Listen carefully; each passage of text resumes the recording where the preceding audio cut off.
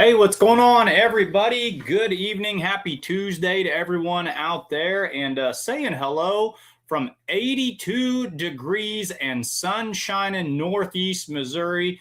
Just like that, it feels like pulling season outside. Spring has sprung forward, and it's a hot one here on the homestead today. My name's Mike Idle, going to be covering for Ron Stone, doing a little traveling this evening. And yeah, things are feeling great. So let us know where you're tuning in from. Maybe tell us what polls you have on your radar, what Outlaw polls the first one you have lined up. And like always, let me know any questions you guys have concerning Outlaw, truck, and tractor pulling. Got a couple of fun things we're going to run down together tonight. I've got some trivia questions that I'm going to throw your guys' way. I want a lot of fan interaction tonight. So if you think you know the answer to any of these trivia questions, go ahead and throw those into the comments as I ask them. And then I'm going to ask you guys some things about Outlaw truck and tractor pulling and the future of pulling in general. So be sure to be hot on those keyboards tonight and tell me kind of what you think about some of these topics. I got about 6, 7, 8 questions lined up, some things that, some hypotheticals that I want you guys to consider. And then I'm going to throw in some trivia every couple of questions. And of course, on top of that, we're going to continue to bring promoters on as we get ready for our 2026 outdoor season. Kevin Davis of Wayne, Nebraska on the Wayne County Fair is going to be joining us for what I always claim is one of the cornerstone, one of the pillar events on the summer. And we're going to be headed back to Wayne, Nebraska late this July for a good one. So a lot lined up tonight. Already a great crowd as always. Let's get some of you guys recognized out there. Case Conover, hello, watching from Lytle, Texas. I hope you're doing great this evening. Dick Blankenspur, like always, checking in from Inwood, Iowa. Robert Miner from Niobrara, Nebraska. 41. Yeah, we got double that here in Missouri. It's going to be short-lived. We're going to be back into the 40s again this weekend, but in the meantime, we've been outside getting stuff ready, pretending that it is pull season out there. So hope all is going well out there. Let's see who else is watching. Cole Lundahl, like always, checking in from Wakefield, Nebraska.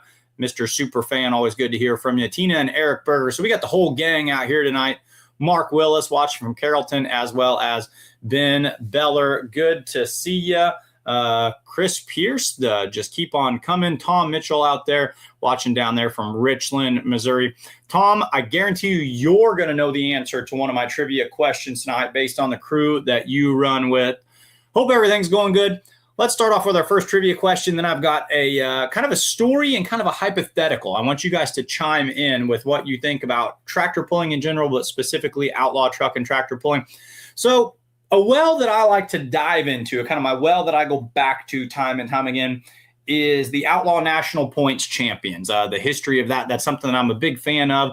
I like looking at the archives. Of course, we're trying to get that history built all the way. We're trying to launch that on the website. I know some of you have asked about that. Hey, can we see the full spreadsheets of who's won what? And we are looking at maybe getting that on the website here tentatively in the coming weeks to months on that. So I've looked at all-time points champions, and I've looked at champions by year. But tonight, let's look at it by class. So these are my trivia questions. How well do you know your Outlaw Thunder in the Dirt Case IH National Series champions dating back to about 1988 is about as far back as my records go. Of course, the Outlaws started around 1982, 1984, somewhere in there. But the waters get a little murky in the early and mid-'80s. So 1988, kind of a jumping off point for my records. All-time points leaders in each class. So just going right down my sheet that I have over here. And the first class, these are in no particular order. These might be in order of like the rule book and the way the rules are written, but they're kind of arbitrary. So modified. So I'm asking you, Outlaw fans, Outlaw Nation, and I will tell you that my results date back in the Outlaw modified class to 1991, the jumping off point for the first year for the Outlaw mod. So which Outlaw modified team, crew, vehicle, or driver has amassed the most points championships just in the mod division? So go ahead and get those comments in there on that. We'll see if we can recognize our first winner out there. So again, Outlaw Modified, 7,400 pound mods, or whatever iteration they have been since 1991, which is where my records date back to. Which of these drivers has won the most points championships? I'll give you guys a hint. So, drivers that have won, people that have won goes like this: Petch, Neves, Nelson, Ulmer, Longnecker, Behrens, Pinkley, Geiger, Schulting, Bracken, Ohlendorf, and Popham. Now, obviously, some of these guys have more than one. So which team out there has the most victories in the history of their class? We're looking at which of these, Donald Nelson, big time heavy hitter, Sweet Pain with the Ulmers, the Petches have been on there multiple times. Ben Beller jumping in here with a great guess right off the horn. He says Wayne Longnecker. Now that actually takes me to one of my other questions I'm going to get to a little bit later on. Phenomenal guess. But it is not Wayne Longnecker in the River Rat. There is a team out there, and there's a tractor out there with more national points championships than Wayne and the River Rat. Cole Undahl says, Donald Nelson. I think a lot of mines would have went there too, especially considering he's now got his third modified, and I'm just talking driver here. Third modified in his history. But no, it's not Donald Nelson. Now, guys, should kind of start honing in on it here. If it's not Don Nelson and it's not Wayne Longnecker, okay, that should leave a pretty big hitter right there. And a couple of you have got it, so we'll put those up there. And I actually did see Robert Miner was the first one to come up with it. The Sweet Pain tractor, no doubt about that. Tina and Eric Berger coming in as well. Yeah, Craig, Kurt, and Ty Ulmer. I think they've got 8, and I need to go back and double check and talk to them. Maybe 9 points championships with the Sweet Pain tractor, dating all the way back to 1994. The first year they grabbed a points championship with that machine. Then they went on a dominant run with it in the 2010s, winning, almost everything from 2014 to 2022. They got their most recent championship with it in the 2022 season. So great job out there. Yeah, Sweet Pain, the all-time Outlaw Modified points champion with that third generation set of drivers out there. Now, the Modifieds might be the single biggest class that we in the Outlaws have to offer. Actually, one of the questions I wanted to talk to you guys tonight was, in all of tractor pulling, if we were going to just kind of cut out the most narrow and marketable aspect of tractor pulling, if our goal was to compete with Monster Jam, and I think one thing that Monster Jam does incredibly well is understanding how to make their product marketable to people outside of their culture. You don't have to know anything about monster trucks to take your 7-year-old son to Monster Jam and have an awesome time. If we were to follow that same business model, if we were just going to sit here and say, what could we take and show the world just in a very small scale and say that this is tractor pulling, and everybody would immediately latch onto it and be like, I don't know the ins and outs of it, but that is awesome. So what I'm kind of asking is, what is the most marketable class in truck and tractor pulling? This isn't trivia. This is your opinion. My father and I started debating this. We were watching the pull in Indiana this week, the Yoder Popcorn Nationals up there in Fort Wayne, Indiana. And we got to, chit-chatting as father and son do when watching a pull. And if we were to just roll out something to people who'd never seen pulling, what class would we want to roll out for them? Now, a lot of diehard pulling fans out there, kind of my family included, feel that the hottest class in pulling right now across all 3 national associations are the 7,400 pound Outlaw mods. But if you were to take something and just show it to anyone and everyone, what class do you feel would be the premier class or the most marketable class to take to everyone out there? Now, the other end of the spectrum brings me to a funny story that I have for you guys. Speaking of chit-chatting at a pull, hanging out, talking about, the hypotheticals out there, do you ever look at your buddy and totally jokingly be like, oh yeah, we should do this, that, and the other. And then you continue to joke about it, and it's a joke, and it's a joke. And then you start sharing stuff on Swap Shop. And it's a joke. But at some point, a small part of you is like, is this a joke? So at the National Farm Machinery Show, Ron Stone, Kyle Petch, Mike Idle, we're all hamming it up, having a good time, just loving the outlaw life. And we start kind of, elbowing each other and saying, all right, guys, let's get in together. The three of us, let's throw in together and let's get into pulling on like the easiest side of the spectrum, because Mike's going to do some driving and I've never driven a pulling vehicle before. So we're like, all right, what would be the easiest way? Mike, Kyle, Ron, kind of your announcers or representatives, your liaisons for the Outlaws. If we were to throw a vehicle out there and we were like, well, what about a naturally aspirated two-wheel drive truck? And then it got me to thinking, so what would you guys consider?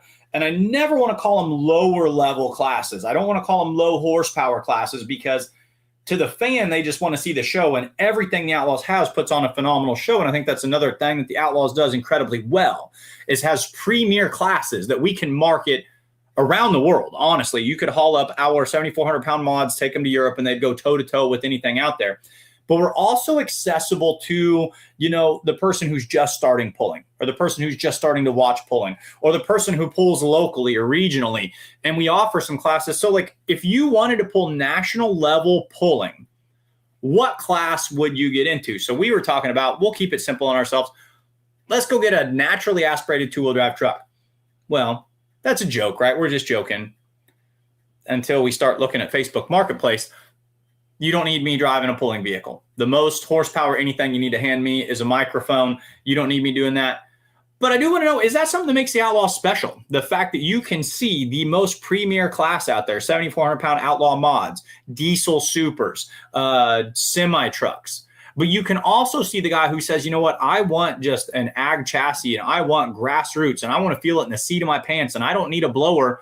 And I can still get into pulling and go win a championship too and honor these same people at the banquet. I think that's one thing that makes Outlaws really, really special. Chris Kielbarger kind of read my mind a little bit, going back to my original question of, if you were going to take a class and put it on display in an arena to 20,000 people who'd never seen pulling, what would be the most marketable class? And interestingly enough, he says two-wheel drive and four-wheel drive trucks.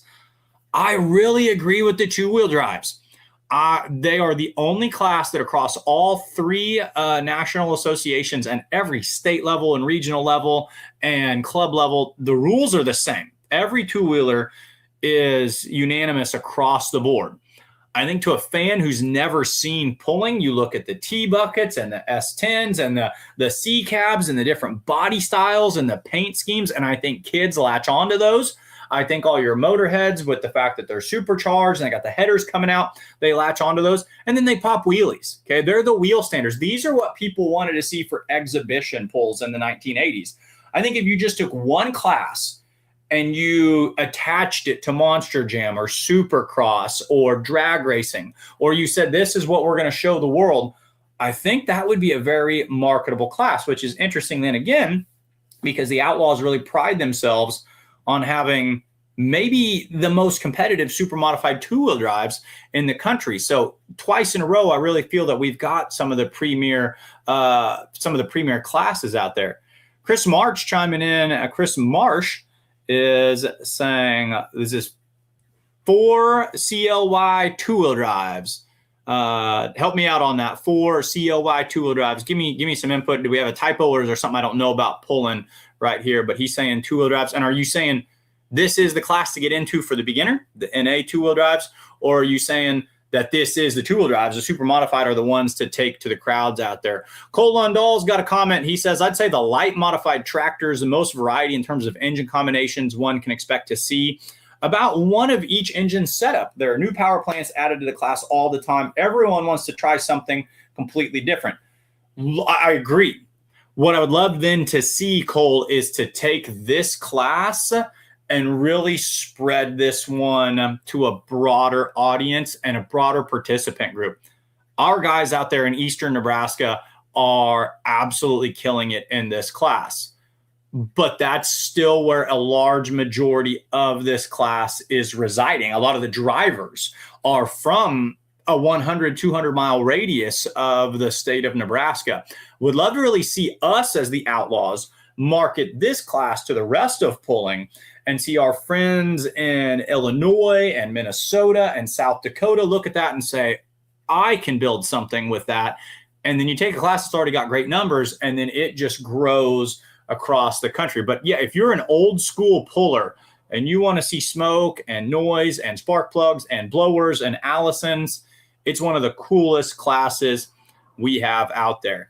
Let's get back to another trivia question. So the first trivia question on the night, modifieds. Who has the most points championship of all time? Of course, that is the Omers with the Sweet Pain machine.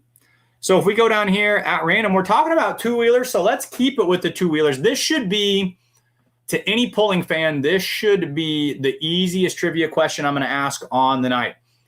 Outlaw, super modified two-wheel drive trucks. Who is the all-time leading OTTPA points champion out there? Quick hint on this one. The leader in the super modified two-wheel drive truck class is also your overall leader. More points championships than anybody out there in any of the classes. So which driver and which vehicle has the most points championships to his credit out there? Going back to some of my hypotheticals out here, Danny Graven says it kind of depends on what part of the country you're in, tractors versus trucks. I agree, and this is an age-old debate too. So if you take tractor pulling to the world and you feel that the most marketable thing is super modified two-wheel drive trucks or modifieds, you know, are you connecting to everybody out there, especially in a sport that is agriculturally rooted? And you have to wonder if that's the best move. And he's also saying that trucks, definitely, the farther south you get, if you look at the history of modified four-wheel drives, that is the South's bread and butter. Back in the day of the Doe Runner and, you know, the Mean Green, and you get into Florida and Georgia, and then Tappahannock, Virginia, which was the epicenter of four-wheel drives for a long time. And they're a little less relatable than, like, say, if you go to Indiana or Ohio, and those guys want nothing but smoke, and you give them single charger pro stocks all day long. So comments starting to come in here, and people are answering the question, which super modified two-wheel drive truck driver has the most championships of all time? I love this comment right here. Cole Zychek saying, yeah, he's sitting back there, and as he's doing this, he's counting all the trophies. So let that be a hint. Chris Kilbarger says Nelson's, yet again, another great guess. Nelson's kind of like Kenneth Popham out there. Tons of championships, but tons of vehicles spread him across a couple of different classes. So I'm looking at two-wheelers only. Tina and Eric Berger also coming in there with Don Nelson. Trevor Hartman coming in there with Don Nelson.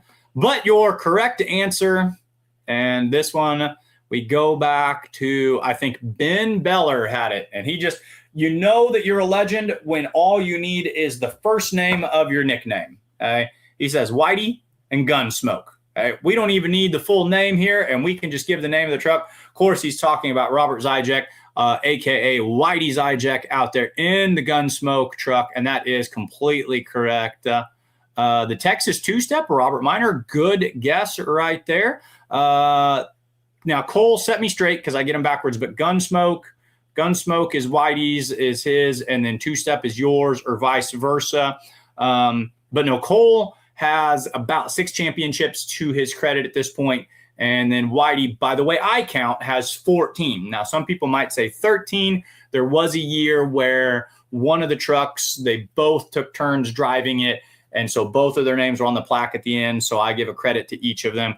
But, yeah, Whitey Zychek out there with 14 national championships. He is the winningest outlaw champion of all time. So by de facto, of course, leading the two-wheel drives right there.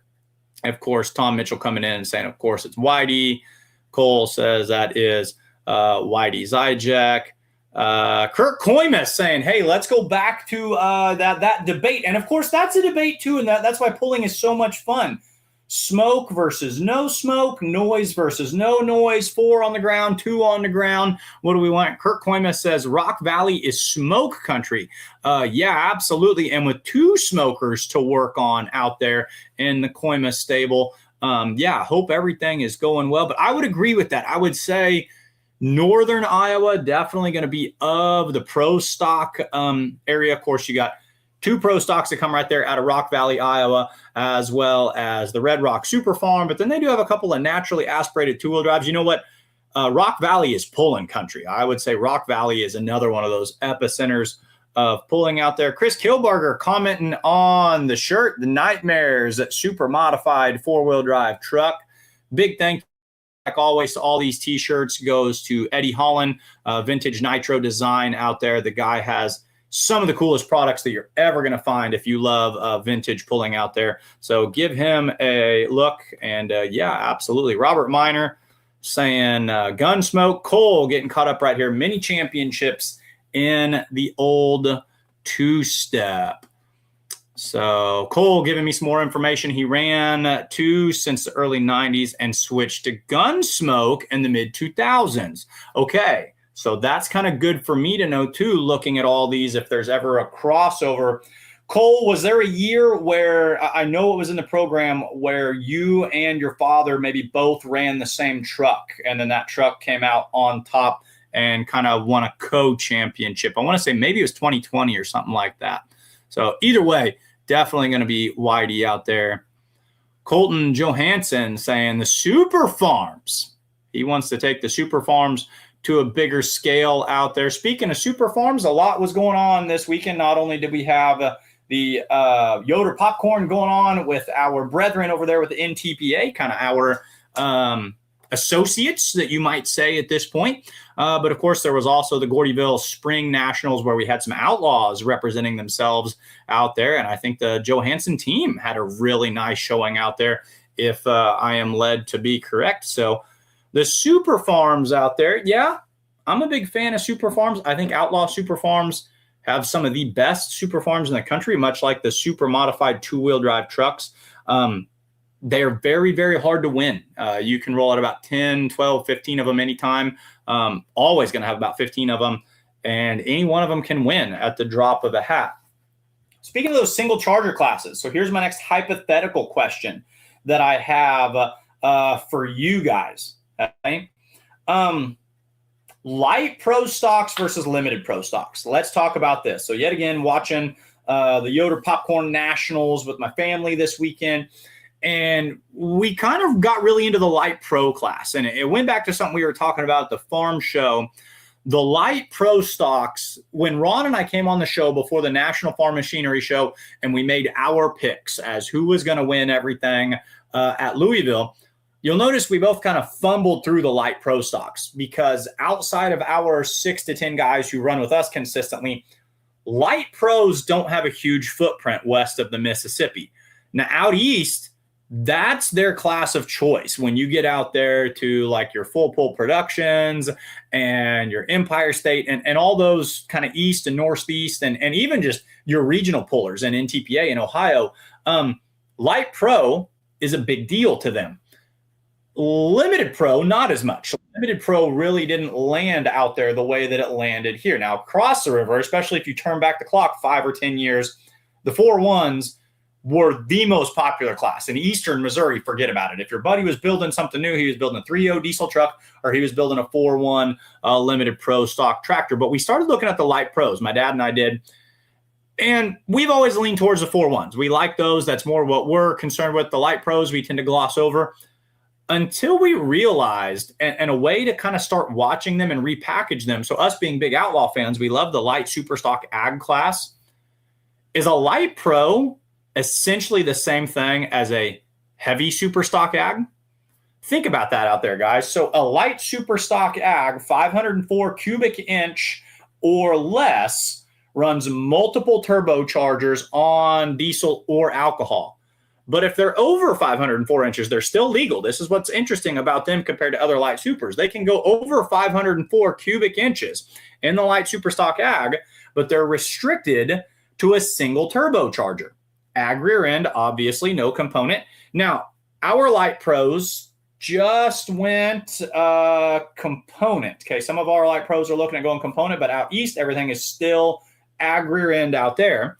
Okay, just like the light super stock ag, all of them running 540 cubic inches, right where the heavy supers used to be, running single chargers. So a 540 cubic inch motor would be legal in the light super stock division on a single charger. So these guys, a light pro, other than 24.5s instead of 30.5s, are running an almost identical setup plus 2,000 pounds. So if you're sitting there thinking, well, we got too many pro stock classes or so many single charger classes, maybe repackage that in your mind and ask yourself, is this less of a light version of a pro stock and more of a heavy version of the super stock ag? Once we started watching it that way, these guys, they're running the same motors that like Jeremy Paulson's got and like Boyson's got. They're running the big cube with the single chargers. So kind of an interesting way to think about it. I want to go back to some comments here. Kevin Davis has joined us. He's going to talk to us about the Wayne County Fair. But I know that Cole is clearing up some of the things. We'll talk about those super modified two-wheel drive trucks. So we'll get caught up. And then we're going to start talking upcoming pulls in 2026. So Cole Zychek says, I couldn't make all the pulls in 2020, and he drove my truck to the championship. My sister drove his quite a bit in 2017. And they got the championship then. So that's where you see in the 2020, the 2021 program will actually list your super modified two-wheel drive champions as Robert/Cole Zychek, which is why I give each of them a tally mark for that year. Ben Beller says, good luck to the mighty but few outlaws making trip to Florida. Absolutely, on the Southern Swing. And be sure to tune in on Full Pull Live, where you will hear some familiar voices on that as well. Did I see the red carnage in Gordyville? Chris Kilberger wants to know. I did see a little bit of that. Tried to stay off the comments. Everyone's got a big opinion when there's wreckage out there, but that Gordyville track claimed a victim. Cole Londahl says light pro stocks are entertaining. The class just needs the numbers around here, whereas the 4-1s are a dime a dozen. They're everywhere you go. And that used to bother me, but it doesn't anymore. I give me 30 good 4-1s going down the track at Wisner, and let's party, bud. Like, I love them. Light pros, now that I've repackaged the way I view them, that really helped me get over that hump for whatever reason. That's where the heavy supers of old were supposed to go. If you had a 540 cubic inch diesel super, but you still had the ag rear end in it, make that thing a light pro. Chris Kilbarger says Ohio actually combines light and limited pros together. Very interesting. And Tim Miner says, do you all pull in New York fairs? There is another organization out east, Tim, that's got something about outlaws in his name. But no, all of our fairs and all of our shows and pulls are going to be the farthest east we're going to go is Illinois, but primarily the Mississippi River and west. South Dakota, Texas, Oklahoma, Missouri, Kansas, western Iowa, and eastern Nebraska is where we are going to call home. So at this point, I've rambled on enough. Let's bring on one of my good friends, one of my favorite promoters out there, and a man who puts on one of the best pulls that you folks will have the pleasure of attending, Kevin Davis out of Wayne, Nebraska. Kevin, how are we doing tonight, buddy? Good, Mike, and yourself? Hey, we're having a great time. So, it feels like summer here in eastern Missouri. I know some people were saying Nebraska's still a little cool, but I've got 80 degrees and the sun is shining. So I'm getting pull fever. Let's just go in swinging. Wayne is, in my opinion, one of the pillar pulls on the Outlaw schedule. I would say it's one of the best pulls that a person can build their summer around. I know that when you took me into the fair office a couple years ago, there's just trophies lining the wall on pulls of the year. You guys, I think, were Super National or Supreme National Pull of the Year again this year. Right. Tell us about Wayne. How's it gotten to be so successful, and what's going on out there? Well, we just kind of started changing everything up. We were with the Bush for years and the PPL, and then we changed it up. We went with the Outlaw. So we just been changing things and basically going from a single track to 2 tracks, 2 sleds, a new grandstand. That was huge for us. That just kind of brings everybody in. And then we, on that night, we also do a free barbecue. So everybody was able to go to the barbecue. And that's just how it's always been growing. And it's been growing. It's been working great for a one-night show, so we've been very happy with it. So it looks like on our schedule right here, which still has the big tentative across it out there on the Outlaw website, but it does look like Wayne is slated for Friday, July 24th, keeping that Friday date as usual. And it looks like going down the track, we're going to see 1, 2, 3, 4, 5, 6, 7, 8, 9, 10, 11, 12, and 13. That's kind of what I remember last year. We had right at 13 classes. So 13 classes again this year. Do you remember what our count was last year? Did we get, we were well over 100, weren't we? Yeah, 135. 135. And here's what I love. There's a lot I like about Wayne. 135 tractors on 2 tracks. And we started the show at about 6:15. And I will be darned if we weren't wrapped up and, you know, had the coolers loaded and everything by 10:30. I mean, what, isn't that about right? It was right. Yes. I mean, it was. Yep. It was before 10 when we were out there. Yep. So that is, pace of pull cannot be understated. And just a lot of things done right there. How do you build on that? You know, you've talked about how the pull gets a little bit better every year. What aces do you have up your sleeve this year? Or at this point, do you just kind of ride doing what you're doing and just kind of just maintain? We're just going to just ride it this year and maintain. We had to change up some classes this year just with some other stuff that's going on. So I think there'll be a few things changed, but overall, I think we'll be coming in pretty good. You know, it's hard when all these other pulls get kind of put on top of you, but then you get it all back. So I mean, it's going to be okay. I mean, as long as we get our numbers, we're going to be happy, and that's kind of what we always shoot for. The fair board, me being the manager, we always look at trying to get, you know, at least 100 hooks. That was always our goal. And once we hit that, and then we really succeeded and hit way over that last year. And we was very happy with it. So we just want to put on a good show for everybody because our grandstand holds 5,000. We had a full house, which you seen, Mike. I mean, 5,000 for a one-night show for the Outlaws. I mean, to me, that's a huge feather in everybody's hat to get 5,000 people there to watch 135 vehicles go down the track. And that's no exaggeration, folks. That's 2 years in a row that I've had the pleasure of announcing at Wayne, and 5,000 people, and not an empty seat up there. You don't look up at those bleachers and say, well, you know, we were pretty good at the 200-foot mark and on, but we're light on this side or whatever. It's one of the nicest grandstands. It's a wall-to-wall seating where they've got the entire crowd across from the announcer, which creates for a very fun atmosphere because you can interact with that crowd, and it is a fun-loving crowd. They like their big runs, and they respond to us when we're going and completely packed. I mean, it's bumper to bumper, and it creates a great pulling atmosphere. And you can just tell there's a lot of things that get done right. When you pull in at Wayne, you've got 3 or 4 fair board representatives coming out there, and they're helping you park your vehicle, park your camper. I got there at like 9 or 10 a.m. last year. Track is already under work. Sound check was at noon. If every fair board out there, I mean, when I can go out there, I'm kind of like, I was talking to David Novak at the farm show, and he says he doesn't relax until he hears his tractor start. Because once he hears it start, he says, okay, well, whatever happens, at least it's where it's supposed to be. Right. I don't relax until I hear check 1, 2, check 1, 2, because then I know everything's working. And if there's going to be something funky happening, I don't want that to happen at 5:45 when the green drops at 6.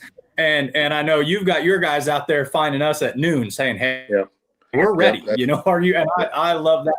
Is that a reflection of how much you guys love pulling, or is that just a reflection of the Wayne County Fair just does things the right way? Because you look around, it's not just the pull. It's the cleanliness, the fairgrounds, it's the rides. There's a lot you guys do at a very high level. I would say it's just not the pull. We try and do that for every venue that we have right there. We try and make it that way. So, I mean, to me, if you keep doing stuff like that, your people that come, they like that. They, you know, if they have an issue, they find a person with a red shirt on, and we take care of them. But just to get all you guys in and get everything taken care of, I got a couple guys I got Todd out in the parking lot parking trucks when they come in. And, you know, it's worked out really good because, you know, when you start getting 135 pullers coming in, you know, so, I mean, it kind of gets a little hectic and the lot gets full. But, where it's all close for everybody to get to the scales. And then, like you were saying, where the grandstand's across the way, you guys are there. Staging is done right behind the announcer stand. So the crowd is able to look at all the stuff coming down through there.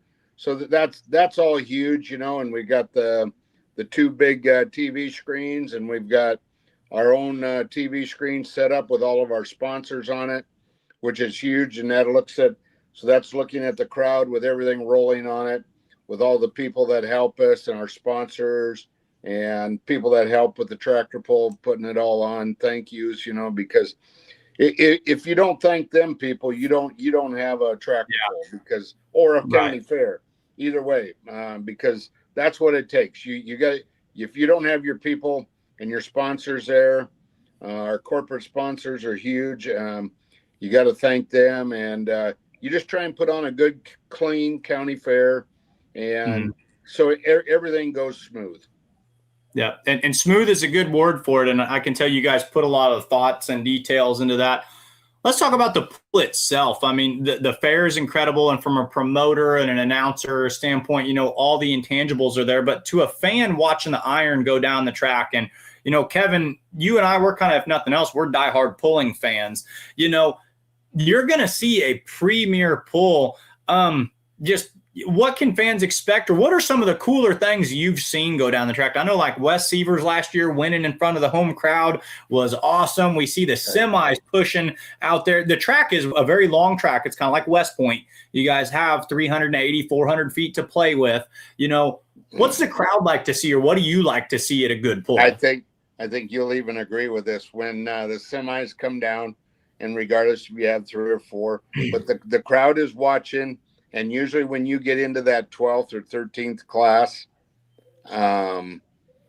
sometimes the crowd leaves, but the crowd stuck around. And when them semis went down the track, the crowd was standing up and cheering for them semis going down the track, because that's what they loved. And it was nice to see. And it's nice to see the crowd to really get into it and really appreciate it. It's an electric atmosphere, no doubt about it. And that's one of those too. Some places can be more challenging to announce than others because you run out of bags of tricks to energize the crowd. And when the crowd is, you can toss them something and they're going to latch onto that. And a lot of that comes back to running a quick show and having that stuff. But Kevin, we've talked about this before. If you want a big crowd to stick around and they've got, I think, a family, if they've got kids, bring the semis and hook the semis last, because you cannot drag an 8-year-old boy away if he knows he's going to see a big rig go down the track at the end of the night. Right. And last year, there weren't a lot of them. That class is still growing, but those guys didn't miss either. No. And I mean, we didn't see any of them fall on their face, and they climbed the hill, so to speak. You guys have one of only 2 pulling venues in the world where if the sled doesn't get you and the traction doesn't get you, well, the terrain will, because it grades uphill at about the 360-foot mark out there. But those semis torquing and twisting and growling up that hill, that was something special last year. Because 2 years ago, Kevin Bauer says after the pull got done, he said, I thought with Dar's truck, the yellow one there, he said, I thought he was taking me to Baumgart's for a minute. So that almost doable. It's just up the way there. I had to spend a little time in Baumgart's last year. I got there really early, and you guys were still scraping some water off and stuff. So I had to go across the way to Baumgart's. Nice town, good little place to spend some time in town. Let's talk about that hill on that track. Someone told me that you guys actually kind of reversed the track at one point. Is that true? Did they used to pull going the other way? Maybe years ago they did, but as long as I've been on the board 21 years, and in 21 years, it's always went that way. But maybe years ago when Nebraska Bush, maybe back in the old days, maybe they did. But I don't remember that. So I'm going to talk about my local fair and my local track just because I want to talk about, something I've noticed at yours. So over here at Macon, I've noticed them for the pull they're having this year. I went out to the YMCA the other day, which is right by the track at Macon, and they've already started reworking their soil. Now, one thing about Macon, it's always been known to have kind of an inconsistent track, kind of an odd track. So they brought some outside help in, and they're going to start redoing some of the soil and the track over there on that one.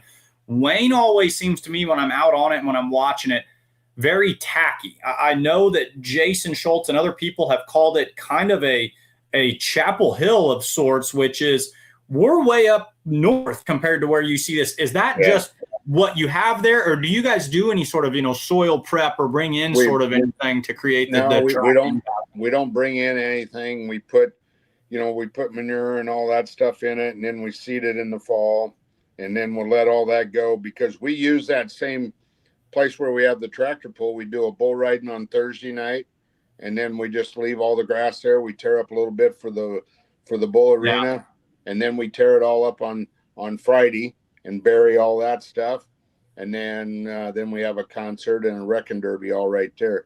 So by adding any stuff, no, we don't bring in anything. We just do that. We have put a lot of sand in it, and that's really helped us. We did put a bunch more dirt in there because we done some building reforming on the track a year ago, but everything held up good. The year before we'd had so much water, we had sinkholes and all that in it, but we got all that taken care of. But it takes a good crew, and I got a good bunch of guys that take care of it. Trevor and them guys kind of take care of the track. I do all the stuff behind the scenes for the fair board, but it's to me, once you get to know the pullers, visiting with your pullers, and they like to come and, you try and serve them a good meal. I think pullers love that, because they don't have to eat out of their own trailer. It's all served right there because we do barbecued pork and barbecued beef and the trimmings for them. So, and we do that for everybody. There's barbecue lines down there that people go through. So, I mean, that's kind of what we like to do. We've done that for years, and we've just continued doing it, and it's been just kind of a good thing for us. I don't know of on pull day, and this does not take away anything from other promoters and individuals out there, but I would be hard pressed to find two individuals who work harder than you and Trevor on pull day. Now, Trevor's a mover groover. You say what you want about him. And Kevin, if anyone who knows Kevin Davis, he's kind of like me. We like to blow a lot of smoke and we like to talk. And you might say that Kevin's all hot air, but you should see him on pull time. And he's almost like a stage manager to an announcer. He is on top of Ron and myself saying, hey, we got this guy. Hey, I need you here. Hey, we got this interview. And you guys, you don't stop from the moment we get there. Who else do you need to give a shout out to is what I'm saying. Who else you need to holler at that? We got 17 on our fair board, and every one of the guys all have something to do. Everybody does something different a little bit each day. But like I said, me being the fair manager, I take care of all the stuff behind the scene for the fair board, so that basically one guy does all the contracts, gets all this stuff done, so these other guys don't have to do it. And, Trevor takes care of that, and he's got his helpers that come and help him, and it just takes everybody to work together. So it's just not one person in charge of it. If we need some help, then you just make a call and get somebody else down there to help you, if you need another hand, because we've got great fair board members, and that's why you try and work with, and that's why you just don't pick out one person. You thank them all, because even your people that come and help you thank them, because if they wouldn't come and help you to drive tractors or whatever, that would have to pull away from us. So, I mean, you got to thank everybody on a deal like this. So we're still a long ways off, but, everyone's kind of getting the pull fever. Do we have any details we can release? July 24th, are we looking at 6 o'clock-ish start time again? Do we know any ins and outs like that you could go ahead and talk about for a moment? I think we were 6:15 last year. I think we're probably looking around that 6:30 start. Like I said, we're bringing in the Diesel 3.0 pickups this year. Yep. And diesel super stocks. And I don't know. I'm looking at the 540s or the limited pros. That would be the only big change I would have right now. But the 2 pickup classes are definitely coming because we do not. The mods and 2-wheelers will be some other place. But so I think bringing diesel 3.0 pickups. I remember you and Ron interviewed some of the diesel 3.0 guys that had been with the PPL. They'd pulled in Wayne before, and they said they loved Wayne. So I'm bringing them guys back this year, and the diesel super stocks. I think it'll be good to see them because if them boys can make them run, it'll put on a good show. So, I'm kind of perusing through the tentative classes over here, and it looks like we're definitely leaning into the smoke this year. Going to have that out there, but still going to have the noise, of course, with our Pro Stock 4-wheel drive trucks out there, as well as the limited modifieds out there, bringing the variety. But, it'll be fun to watch that. The big smoke, of course, the semis. Looks like they're coming back again as well. And so we're going to blow some smokes with some trucks. We're going to blow some smoke with the diesel supers and the tractors. But then we're still going to get a little wild and crazy. You got the light super stocks on there, it looks like, as well. So a whole great lineup of vehicles going to go down the way there at Wayne. Yeah, and like you said, it's busy. This year, the Outlaw schedule, it seems like we're just growing and growing and growing. And, it's one of those where you almost wish that you could split the band up and say, well, here you get this many mods and they get that many mods and everything. But it just kind of is what it is. And I will say this, ladies and gentlemen, Wayne is not just a great Outlaw pull. It is one that you need to put on your bucket list for pulls out there. Back in the day when I was just traveling as a fan and I would go to the Brandenburgs or the Hillsboro or, the Rock Valleys, I would put Wayne right there in it as well. This is an atmosphere and a pull that you're really going to have a hard time replicating, and it's a great show. So 6:30 on July 24th on Friday. You're going to have a lot of your classes are going to should have a 3-day hookup in our area. So that is huge. What that does for you, what I really like is, and this is kind of a trick the Outlaws use. Everyone asks for more 2-day hooks.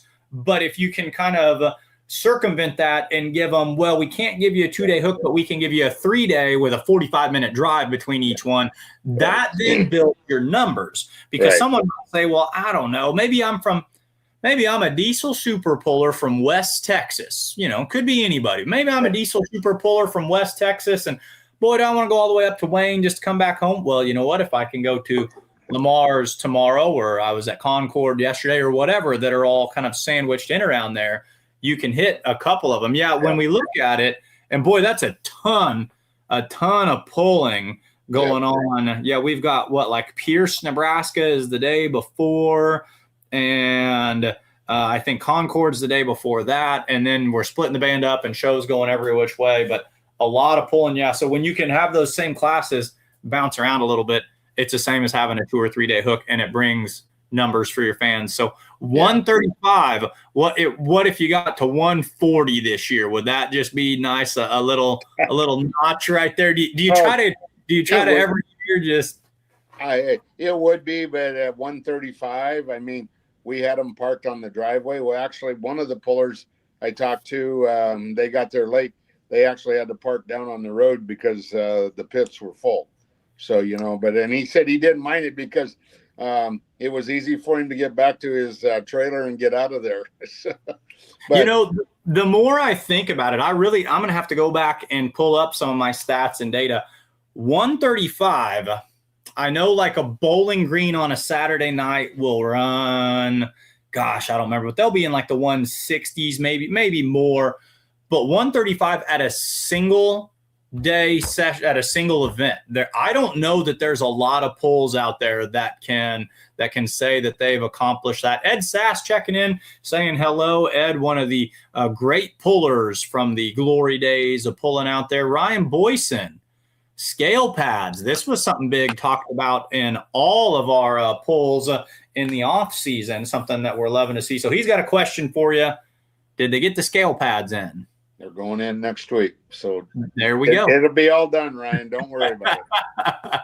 Well, he's not just a puller. He's got all his tech officials and duties on the backside of things as well. But no, that's it. That's something I think everyone wants to live in an ideal world in pulling. And when you work with fair boards that are accommodating like that, but truly, if you could get it set up to where every place you went to, you had a concrete pad on a level deal where you could measure hitches and scale in weight for everybody, I think that's going to be a new major step in pulling. You're going to see people wanting that, and that's just going to be a part of the game that we play. But it also says places that do them, it just keeps you another right. step ahead every time too. We're doing the scale pad, and then we're leaving 10 feet in between the end of the scale and the next pad to put the vehicle on to do the drawbar weighing, the checking there. So that way they can still be using the scale at the same time as we're doing drawbar height.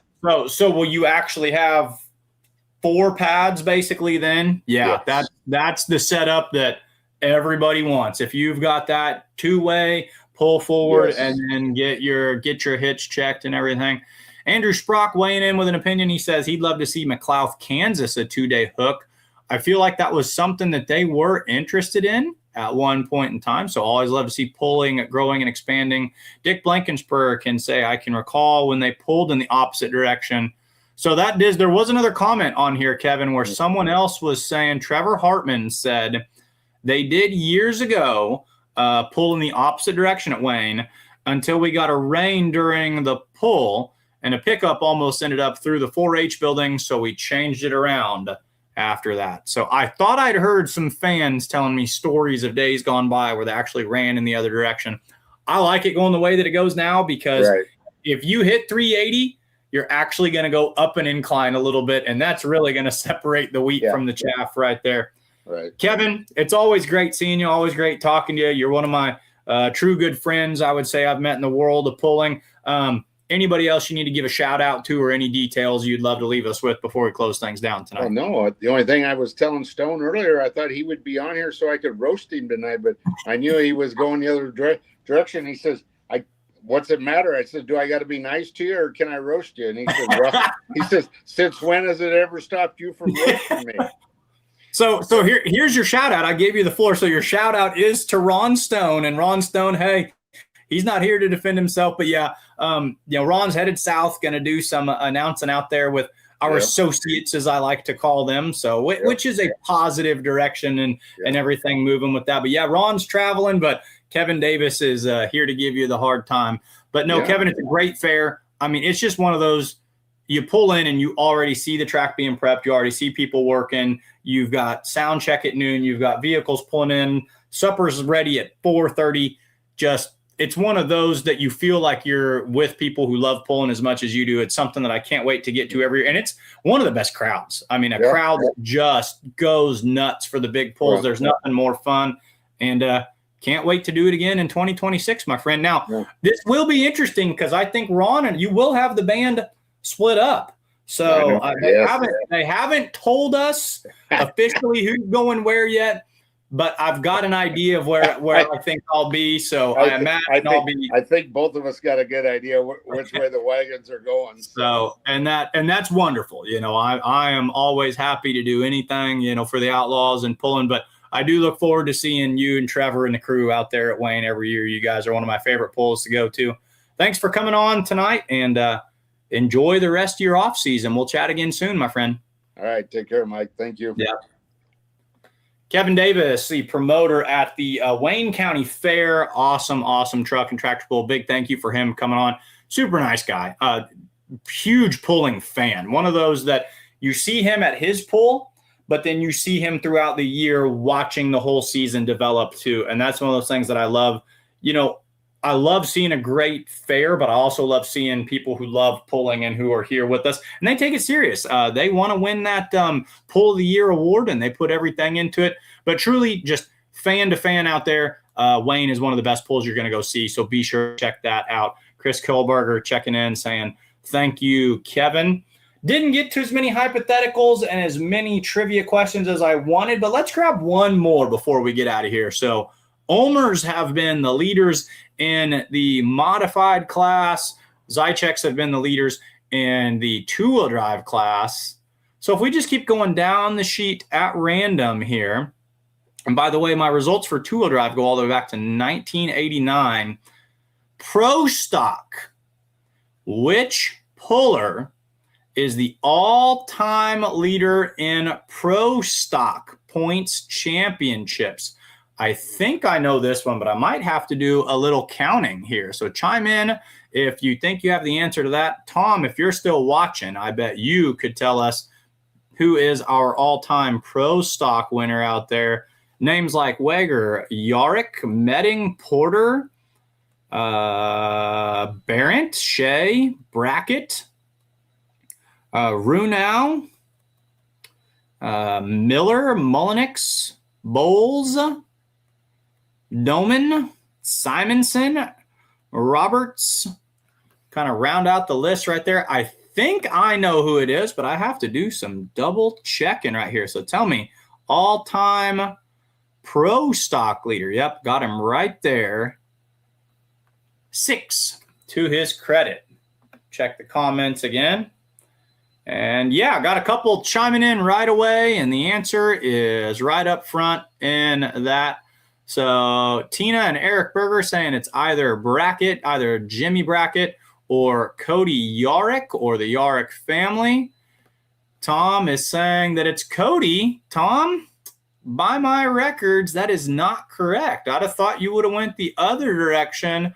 Robert Miner's coming in with the correct answer. Jimmy Brackett, 6 points championships in pro stock. That's where I've got him at. Cole Lundahl had the correct answer as well. Chris Kilbarger says, doesn't have a clue. All right. Pro Stock's Outlaw is a little bit different. We run the 5.0 Pro Stock class, don't run the full 6.5 Charger out there. Though it would be interesting to know in the records at what point that would have been differentiated, because the Outlaw Pro Stocks go all the way back to 1992. So obviously at that point, a Pro Stock was just a Pro Stock. And let's take a look here just to double check. But yeah, Jimmy Brackett has 6 national points championships. Oh, excuse me. I made a mistake. So Tom, you said Cody Yarick. Tina and Eric, you said Brackett or Yarick. You are both correct. That is right. It looks like in that David Yarick, so the Yarick team has 6 national points championships, as well as Jim Brackett with 6 national points championships out there with each of those. Kilbarger says give him the NTPA or Ohio Pro Stocks. He could do those. And Tom says, guess I'm fired. Well, you were right, though. Yarick was the right answer. I was wrong, okay? But then your buddy Brackett, of course, also tied right there as well. Each of them with 6 apiece right there. So, ladies and gentlemen, thanks for tuning in tonight. Safe travels to my awesome partner out there, Ron Stone, as he is southbound for the Southern Sweep. And I did see some comments in here earlier. I hope I got up to it. But one of you did say best of luck to all of our Outlaws that are headed to Florida this weekend.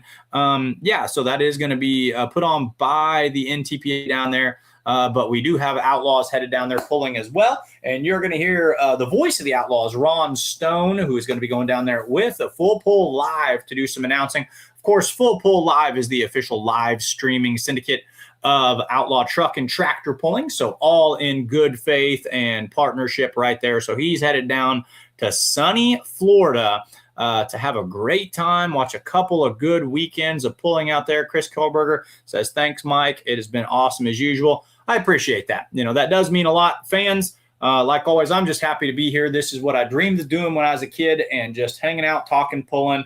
What more could a man want to do? Get out and do some pulling this summer, folks. Be sure to check out Wayne, Nebraska. If you're one of those diehard fans who says, I'll do a 4, 5, 6, 7, 8-hour drive, and you're a long ways from Wayne, I'm probably 5.5 or 6 hours. It's worth it. It's worth it. And then hang out and then go on down to Platte City, or come a day early and go to Pierce and see some of the other day in, day out Outlaw pulls. But Wayne's a good one. Thank you to my good friend Kevin Davis for coming on and chatting with us. And we'll see you all again next Tuesday night on Outlawed Live.